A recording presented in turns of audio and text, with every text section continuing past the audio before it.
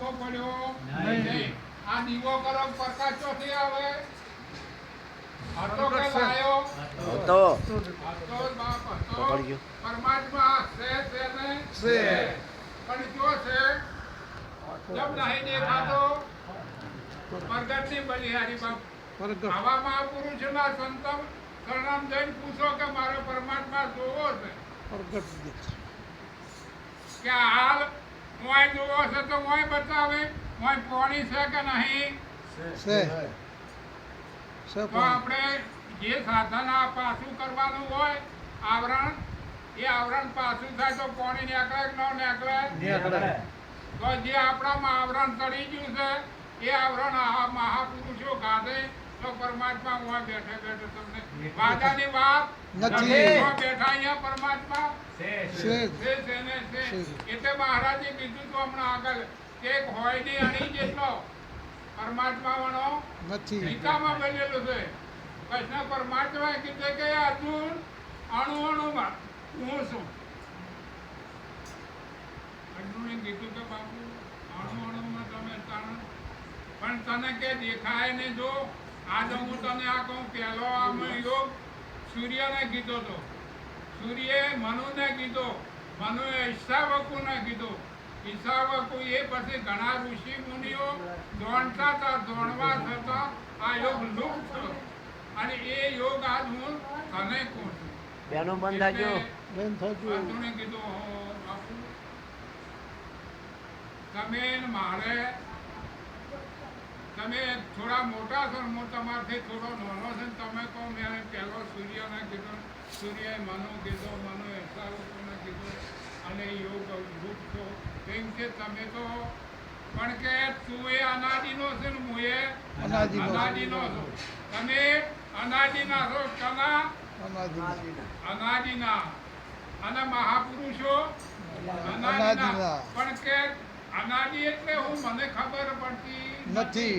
પણ કે જ્યારે તને તું તને નહીં ઓળખતો અને મને નહીં ઓળખતો હું તને ઓળખું છું અને મને ઓળખું એટલે જ્યારે તું તને ઓળખે ત્યારે તું મારી ઓળખાણ પડશે એમ એટલે પણ કે તાર ઓળખવા કેવી રીત કે હમણાં આગળ વાત મહારાજે દિવ્ય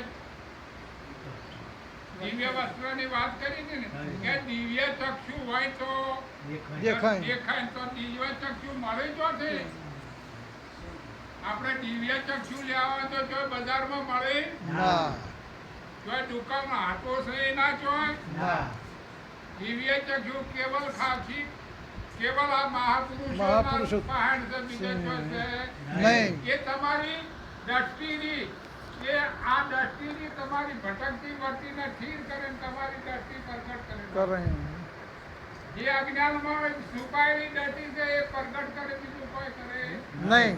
કારણ કે તમારામાંથી કોઈ આઘું પાછું કરવાનું છે નહીં. કે કોઈ મંદિરે પાડવાનું નહીં નહીં. આ ફોટા ઉખાડીને નાખવાના નથી. કેવલ તમારી અણસમજણ રહે સમજાવો બીજું કોઈ હમણાં સરળ અંબારોનું કીધું કે ઘાટે ઉતરાશે પ્રગટ પરમાત્મા.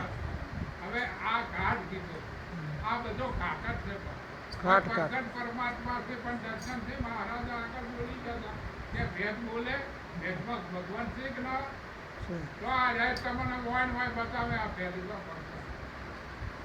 એક મિનિટની વાત નહીં કે વાયદાની વાત નહીં કોઈ ઉધારની વાત હોય બાધા નહીં આવવાની કે હવા મહિને તમે આવશો આ બાધા નહીં કે દોડ્યો નહીં કે મૂળો નહીં ગોઠવાનો તરત આ ભેટમાં તમને હોય બેઠે બેઠે પરમાત્મા પ્રગટની બલિહારી હનુમાનની વાત છે એટલે પ્રગટ ત્યારે કે બ્રહ્માનંદે કીધું જગમાં જગ્યાનો એ જો કોઈ જો ઈશ્વર ના હોય અને તે હું આપણે કેમ દેખાતા નહીં કારણ કે જે આપણામાં જે આવરણ આડું છે આવરણને પાસ દેખાય. એટલે આવરણ એવું છે કે આપણે દેખાતા નહીં આપણી હવે તમે તમને જ જોઈ શકો આખી જગતને તમે ઓળખો છો વડાપ્રધાન સુધી અને વિદેશના એક મંત્રીઓના કઈ નામ આવડતા છે પણ તમારું નામ તમને નહીં આવે. પોતાને ઓળખો છો બાપ? ના. અને જ્યાં સુધી પોતાને નહીં ઓળખો ત્યાં સુધી ભાઈ તું બધું ફોકસ છે બાપ. અમારા મહારાજ કહે છે કે કેટલા વર્ષ થયા? એટલે કંઈક મારા જેવો કહે કે મને 80-85 થી ફોકસ કે ફોકસ કેમ કે છે એ રહે? કારણ કે જ્યાં સુધી તમે તમને નહીં જાણો ત્યાં સુધી આ બધો ફોકસ જ બધા છે ફેરો બાપ. છે. હવે આપણે પ્રગટની વાત કરીએ. કારણ કે હોય કોઠો વાગ્યો હોય આપણને હોય હેડ્યા હતા અને કોઠો વાગ્યો હોય અને કોટ નાળિયેર બે મોના માતાજીના કોઠોની આગળ છે ના. કેમ નો નેકળે માતાજીને ના, ના, ના. અને પેલા ગામની બહુ બહુ જબરી માતા હેડો અહીંયા બાધા લેવા તોય ના નીકળે. તોય ના નીકળે. તો કોઠો કાઢવા માટે શું કરવું પડે? બીજો ખોટો. આ એમને નીકળે નહીં. ને આ બધું અનુમાન છે બાપ. એ કોઈ હાલે નહીં. આ એ છે બરોબર છે જેમ છે તેમ. એને આપણે કોઈ આગુ પાછું કરવાનું નથી. જે જેમ કરતો હોય કરો કરે જવા દો. પણ જેને લક્ષ્યમાં આવી આ વાત આવે એ આ સંતના શરણમાં આવજો. તમારું જીવન ધન્ય બનાવવું હોય આ મનુષ્યનો જે સાર્થક બનાવવો હોય તો સંતના શરણમાં આવજો. તમારે જેમ કરવું હોય એમ ના પાડતા એને કોઈને રોકતા નથી. પણ જો અજ્ઞાને અથડાશો ને બાપ, કારણ કે અજ્ઞાનમાં અથડે તો આ જીવન આપણું બરબાદ થઈ થઈ જાય.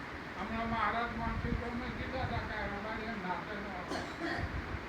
પણ હું એમ કહું છું કે સંતના પુરાવા છે. જે આપણે અમરબાના ગુરુ કોણ હતા?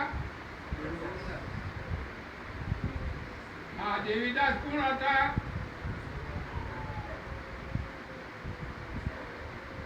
કૃષ્ણ ભગવાન કના ભણે હતા? ભગવાન કોણ છે? આ તો આદુરનું છે બાપ, હાલનું નહીં. પણ આ આવરણ છે. એ કીધું એ રહ્યું જ આવરણ, બીજું નહીં બાપ. નાતે નો આવડે કોની રીત આવડે નહીં. નહીં. અને આની રીત આ પરમાત્માને કેવી રીત ખોળવા? આપણે પરમાત્મા ક્યાં કણ ખોળ? આપણે દ્વારકે જાઓ તો ભેગા થાય ના. તો હમણાં મહારાજે આવ્યું હતું કે વાંચી ગયા હરિદ્વાર અવારનવાર અઘરામાં ગુરુ પેલા બોલે છે ને જેઠ મહિનામાં જાય છે પેલા અમરનાથ અમરનાથ. એમાં કઈક પાછળ નહીં આવતો બાપ. ખીણામાં ગબડી પડે. હા, એ ખીણામાં ગબડી પડે અહીંયા જાય તો પણ પાછા આવે. કારણ કે મળે નહીં. અને હું એમ કહું છું ભગવાન તમારે જોઈ જવાની જરૂર નહીં. આ મહાપુરુષોના ચરણામ જતા રહો તરત તમને ભગવાન હાથી દલાવી અને મુખી બોલાવી નોખે નિરખાવે. આ પ્રગટની વાત છે બાપ. તમને હાથી પકડાવે, મુખે બોલાવે અને ઓખે દર્શાવે. આ પ્રગટની વાત છે. પણ પ્રગટમાં તમારે પ્રગટમાં જવું પડે. આપ મેળે મેળ આવે એવો નથી. અને એમના અનુમાને તમે જાઓ હોય તો જાઓ બાપા દર્શન કરો તો અમને કોઈ ના નહીં દેવ દર્શન ભલે. કારણ કે અમારા મહારાજે કીધું કે મુખ પવિત્ર કરવું તો રામ નામ અને હાથ પવિત્ર કરવા આવે તો ગુણ દોડ અને કદાચ પગ પવિત્ર કરવા હોય તો